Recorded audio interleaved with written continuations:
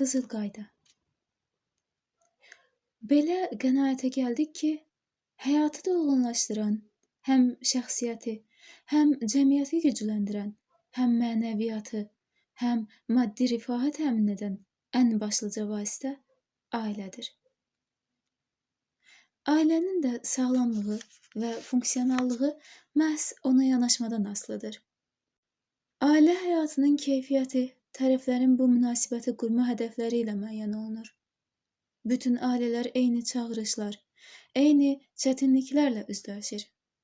Hansı səbəbdən qurulmasından asılı olmayaraq, başqası ilə birlikdə yaşamaq insanın zəif və güclü tərəflərini üzə çıxarır. Ona görə də mənəvi əsaslar üzərində qurulmuş ailədə çətinliklərin çox və ya az olmasını heç kim öncədən deyə bilməz.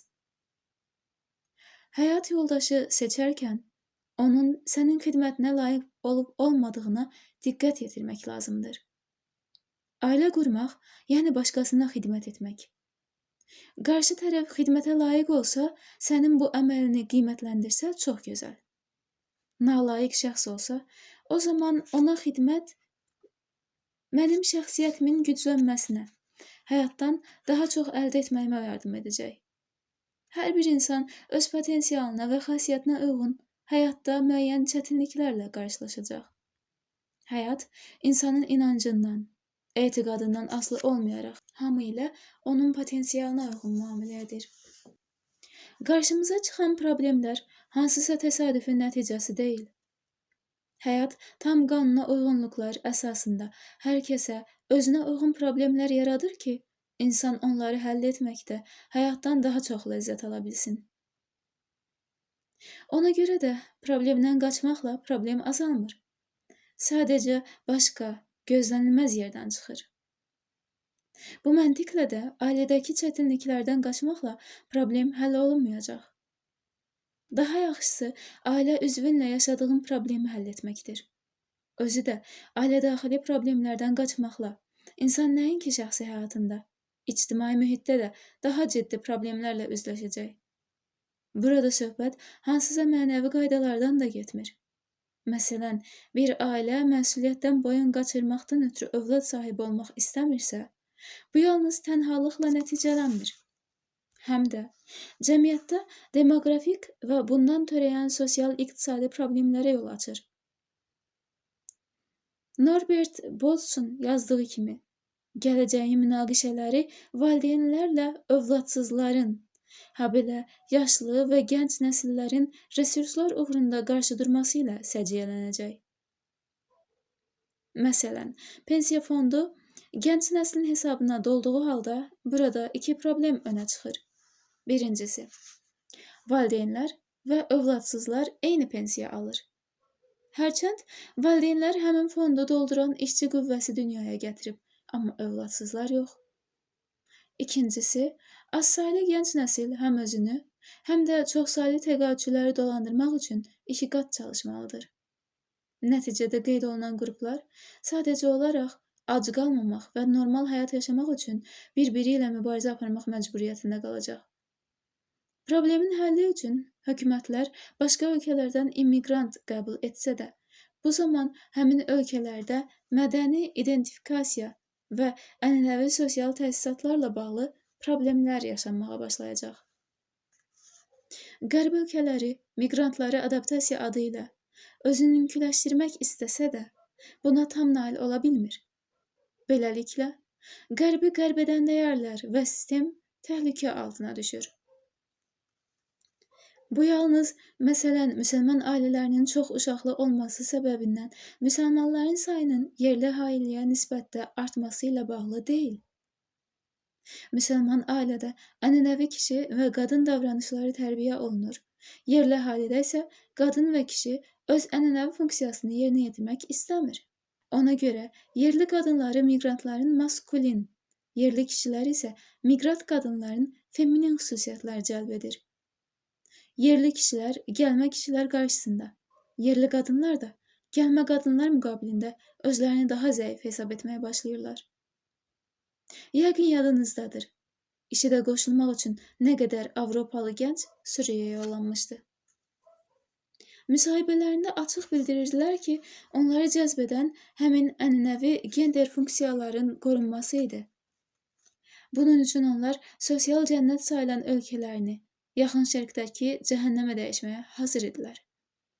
Beləliklə, xırda görünən bir ailə mövzusunun hansı şəkildə böyüdüyünü, fərd və cəmiyyətin həyatını məhv etdiyini müşahidə etmək olar. Dedik ki, ailədə çətinliklərin olması təbiidir. Lakin ailə daxili münasibətlərdə elə bir qayda var ki, o açar rolunu oynayır. Biri kişi üçün, digəri qadın üçün. Burada yeni Damastroy yazmaq, ailə üzvləri üçün davranış standartları müəyyən etmək fikrimiz yoxdur təbii ki. Bundan daha mühümü, kişi və qadının təbiətindən doğan ümumi bir prinsipin müəyyən edilməsidir. Bu qayda hər iki tərəfin qarşı tərəf uğrunda fədakarlığı və eyni zamanda qarşı tərəfdən gözləntisinin doğrulması ilə bağlıdır. Bu qızıl qayda belədir. Kişilər qadınlara aşkar şəkildə məhəbbət göstərməli, qadınlar da kişilərə qarşı təvazökar olmalıdırlar. Bu qayda yalnız ər-arvad münasibətlərinə aid deyil. Ana-oğul, ata-qız, bacı-qardaş və digər ailə münasibətlərində də bu prinsip keçərlidir. Bir haşiyəyə çıxmaq istərdim. Ata nə qədər mehriban və qayğıkeş olsa da, ananı əvəzləyə bilməz.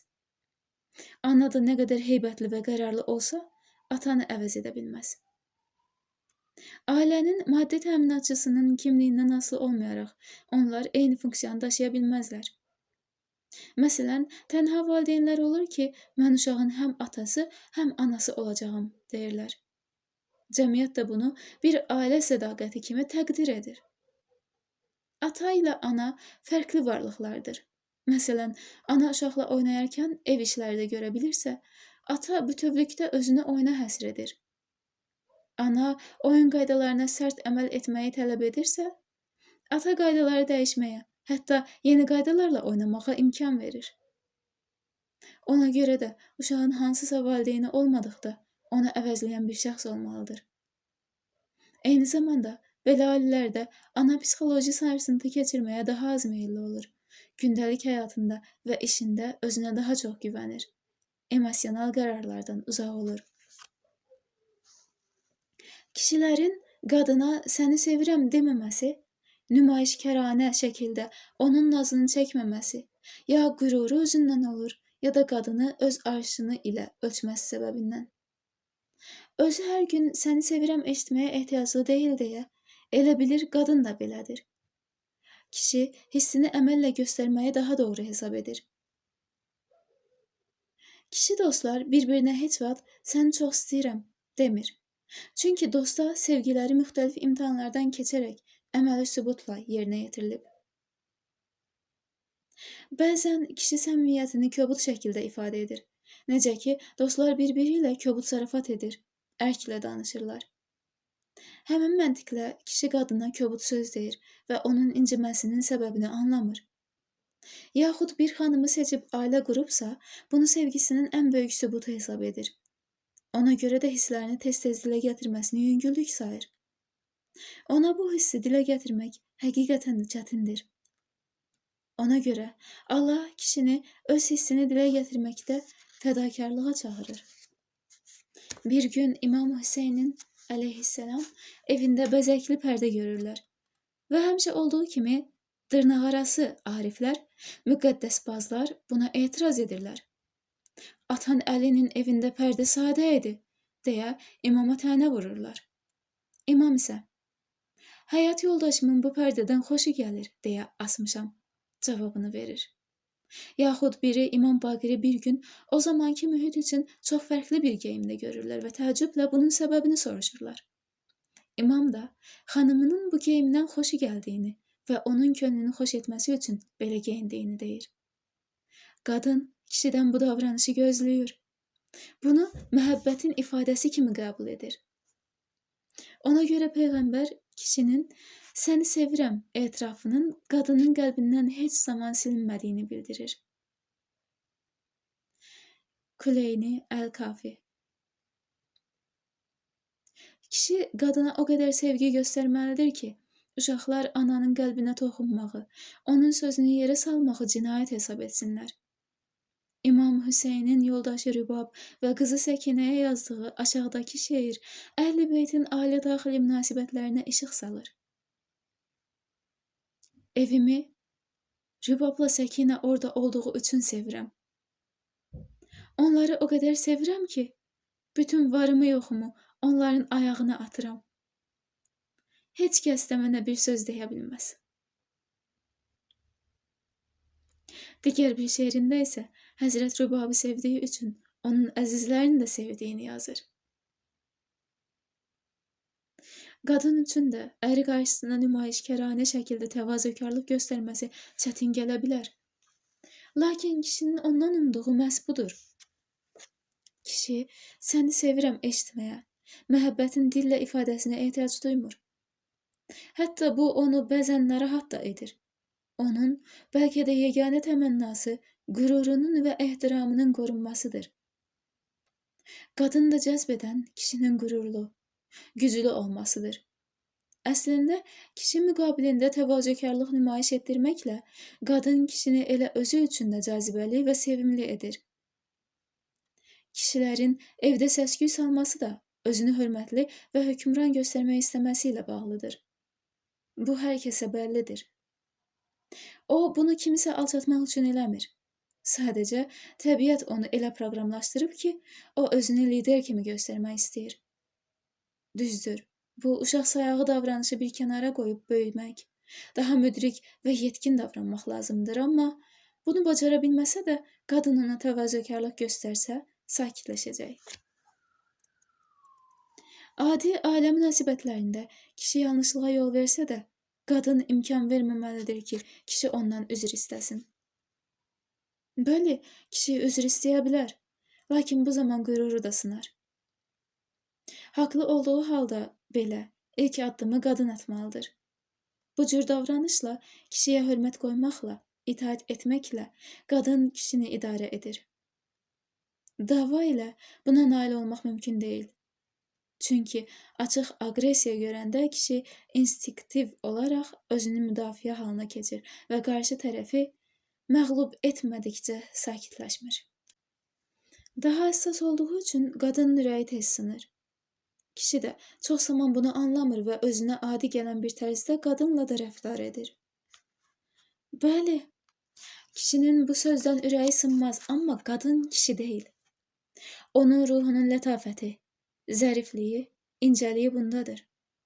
Ona görə də kişi gərək ürək sındırmasın, qadın isə qürur sındırmasın. Psixoloqlardan biri kişi ilə qadın münasibətini Durna ilə tülkü haqda məşhur nağıla bənzədirdi. Tülkünü evinə çağıran Durna süfrəyə yeməyi uzun küzədə gətirir. Özü küzədən rahat yeyir, amma tülkü heç dilini də ora sala bilmir. Qonaqlıq növbəsi tülküyə çatanda o yeməkləri boşqabda gətirir. Bu dəfə tülkü doyur. Durna isə uzun dimdiyi ilə boşqabdan heç nə götürə bilmir. Bizim də ailə daxili münasibətlərimiz və gözləntilərimiz əksər hallarda tülkü ilə Durnanın nağılına bənzəyir. Qarşımızdakını özümüz kimi görüb, öz istəklərimizi təmin edir, qarşı tərəfin də qane olmamasına təəccüb edirik.